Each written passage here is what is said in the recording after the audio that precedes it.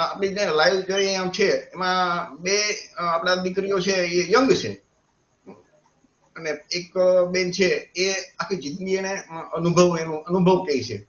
તો આપણને એક નવી પેઢી એક વચ્ચે 3 પેઢી જાય તો આટલો ગેપ વાળા છે એ બંને લોકો આપણને આપણી સાથે લોકો છે અને એમનો અનુભવ કહે છે.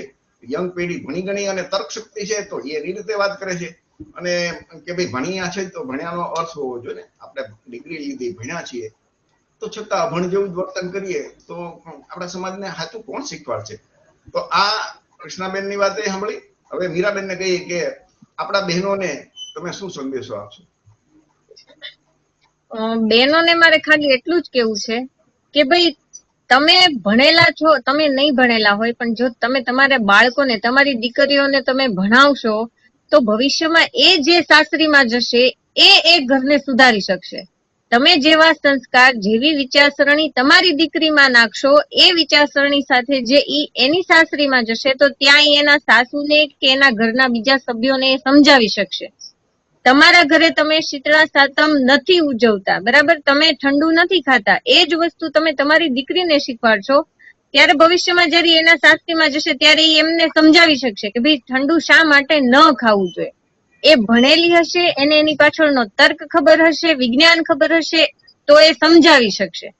અને બીજું કે જાગુબેને જેમ કીધું કે ભાઈ કોરોનામાં 2 વર્ષ ગયા અને 2 વર્ષમાં કોઈ પણ માતાજી આડા નથી આવ્યા. કોરોના ગયો છે ને અત્યારે મંદિરમાં માણસોની લાઈન થઈ ગઈ છે. ખરેખર જો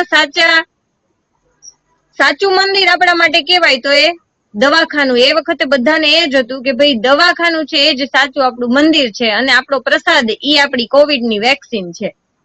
વેક્સિન છે એનાથી લોકોના જીવ બચ્યા છે. તો હવે આપણે જ વિચારવું જોઈએ કે ભાઈ આપણે મંદિરે લાઈન કરવી જોઈએ કે ભાઈ વૈજ્ઞાનિક રીતે આપણે વિચારવું જોઈએ કે ભાઈ સાચું શું છે.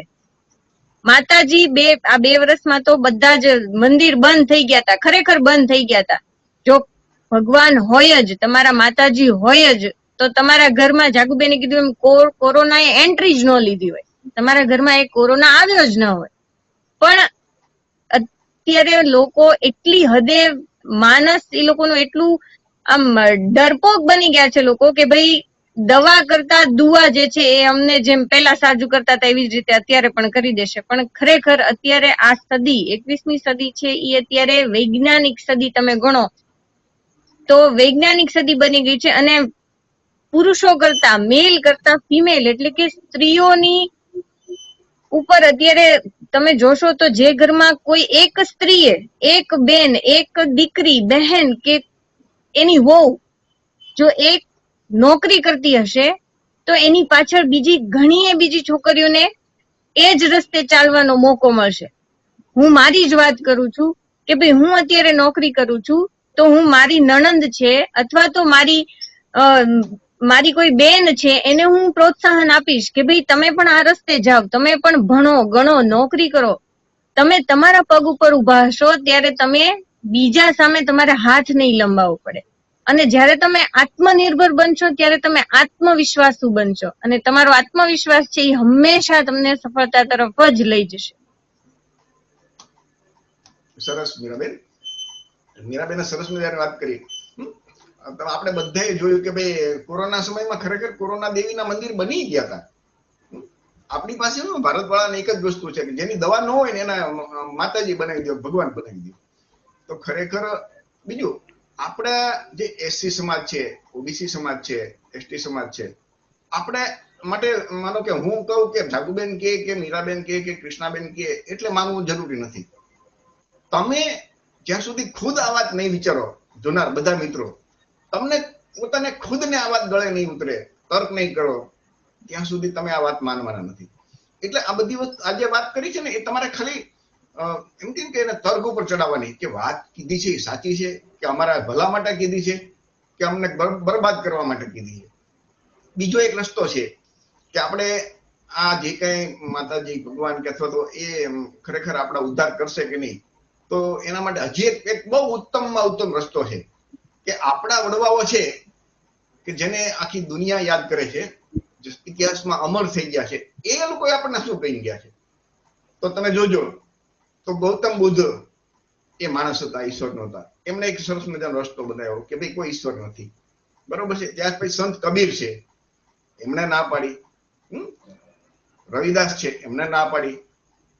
જ્યોતિબા ફૂલે એમને કીધું ભાઈ કોઈ ઈશ્વર છે નહીં, અને કોઈ હિન્દુ ધર્મનો પુસ્તક કે શાસ્ત્ર એક પણ ઈશ્વરે નથી લખ્યું. તો એનો મતલબ આવી બધી જે દશામાની કથા, વૈભવ લક્ષ્મીની કથા, સંતોષીમાની કથા, કીર્તિરામાની કથા, આ બધી આપણા વડવાએ નથી લખી. અને છેલ્લે ડોક્ટર બાબા સાહેબ આંબેડકર એમણે તો જે હિન્દુ ધર્મનો ગહન એટલે કે ડીપ અભ્યાસ કરી અને જે કાંઈ આપ્યું છે આપણને, અને એના ભાગરૂપે એને આપણને બંધારણ આપ્યું. અને આપણા બંધારણની અંદર એ જોગવાઈ કરી કે દરેક વ્યક્તિએ વૈજ્ઞાનિક અભિગમ અપનાવવાનો છે.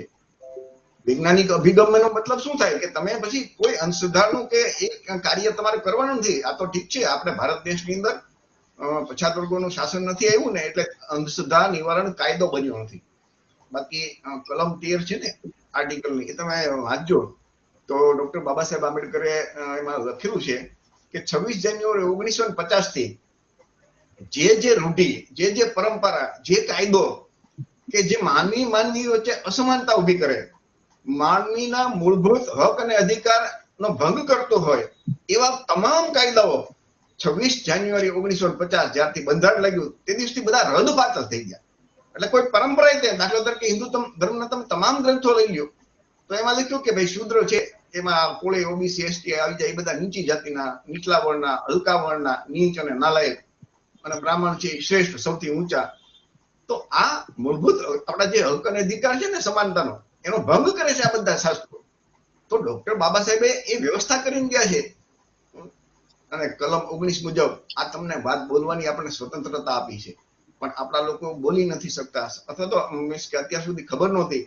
એક વખત તમે ડોક્ટર બાબા સાહેબને વાંચો, તમે જ્યોતિબા ફૂલેને વાંચો, પેરિયાર રામાસ્વામીને વાંચો, બિરસા મુંડાને વાંચો, અને તો તમને ખબર પડે કે આપણા વડવાઓ શું કહી ગયા છે. આપણા વડવાઓ જે કહી ગયા છે આપણે એ ન માનીએ, અને જે બ્રાહ્મણોના પૂર્વજો છે એ લખીને ગયા છે એ આપણે માનીએ તો સીધી વાત છે ને, આપણે દુઃખી તો થવાના જ છીએ. તો જાગુબેન, તમારે